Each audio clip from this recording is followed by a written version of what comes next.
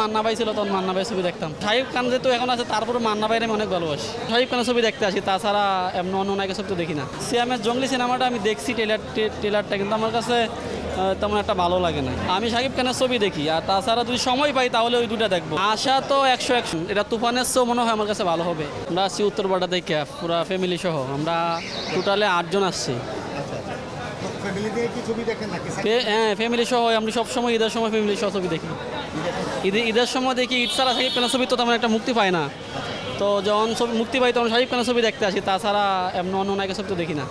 তার মানে কি শাকিব খানের ছবি হইলেই আপনারা দেখতে আসেন? জি জি, শাকিব খানের ছবি হইলে ফ্যামিলি সহ দেখা যায়।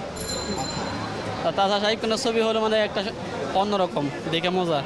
শাকিব খানের ছবি কেন? শাকিব খান এখন হয়েছে কি, আপনার শাকিব খান ছাড়া তো ওই রকম নায়ক বাংলাদেশে তেমন নাই, আর থাকলেও আমার কাছে ভালো লাগে না। আমি শাকিব খানের ছবি দেখি। আর আগে যখন মান্না ভাই ছিল তখন মান্না ভাই ছবি দেখতাম। জি জি, মান্না ভাইয়ের ছবি, মান্না ভাইয়ের 1 নম্বর ভক্ত। কিন্তু শাকিব খান যেহেতু এখন আছে তারপরে মান্না ভাইয়ের আমি অনেক ভালোবাসি। শাকিব খানের ছবি দেখি। তাছাড়া সিয়াম আছে, কিন্তু সিয়ামের জঙ্গলি সিনেমাটা আমি দেখছি ট্রেলারটা, কিন্তু আমার কাছে তেমন একটা ভালো লাগে না। আমি শাকিব খানের ছবি দেখি, আর তাছাড়া যদি সময় পাই তাহলে ওই দুটা দেখবো, জঙ্গলি আর ওই কী যেন একটা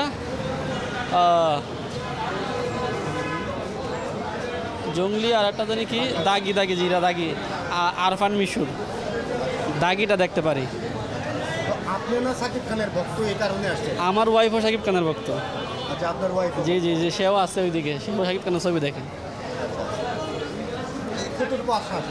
আশা তো 100 এই ছবিটা তো অনেক দিন ধরে তো দেখে আসতেছি, এটা রিভিউ পাইতেছি ইউটিউবে ফেসবুকে, সেই থেকে দেখা। এছাড়াও ছবিটা আমি মনে করি এটা শাকিব খানের সব থেকে ভালো একটা সিনেমা হবে।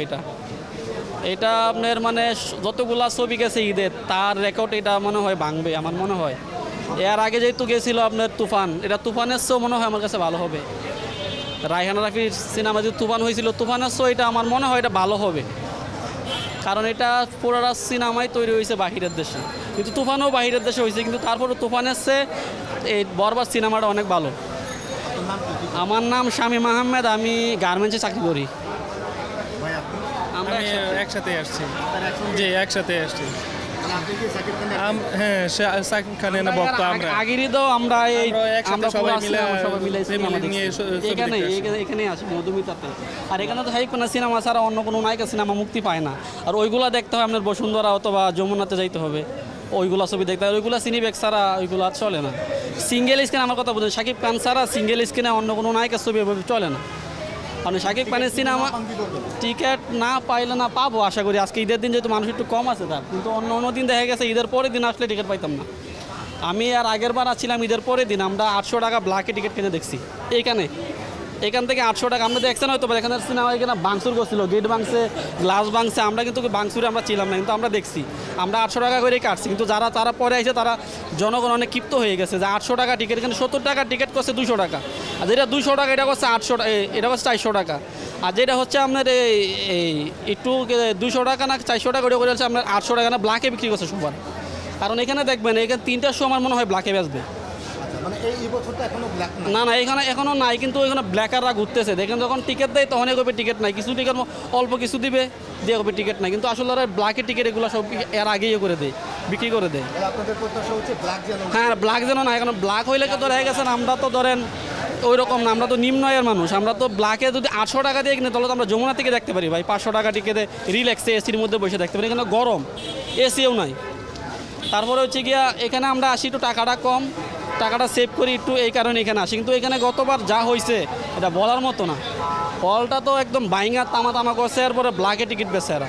ঈদের দিন শুধু খালি ব্ল্যাক ছিল না, আমি ঈদের দিনও আসছি, ঈদের পরের দিনও আসছিলাম। পরের দিন এসে ব্ল্যাকে টিকিট মানে ব্ল্যাকে ছবি দেখতে হয়েছে। আর ঈদের দিন আসছিলাম তখন তো এই যে 120 টাকাটা দেখছি রিয়েলে, এই রিয়েল হয়ে গেছে আপনার 400 টাকা, আর যে 400 টাকাটা হয়ে গেছে 800 টাকা বাহিরে, কিন্তু ওই কাউন্টারে ঠিক আছে।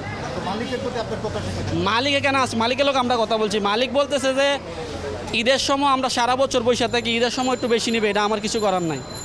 মালিক এই কথা বলছে না, মালিকে যদি এই কথা বলে তাহলে আমরা কি করব বলি। সে বলে আমার বাকি 11 মাস তো সিনেমা চলে না সেরকম, সেই জন্য তারা ব্ল্যাকে টিকিট বিক্রি করে দেয়। কারণ মালিকে বলছে আমার এখানে কোনো হাত নাই, এগুলা ওরা কীভাবে কিনে নেয় আমি জানি না।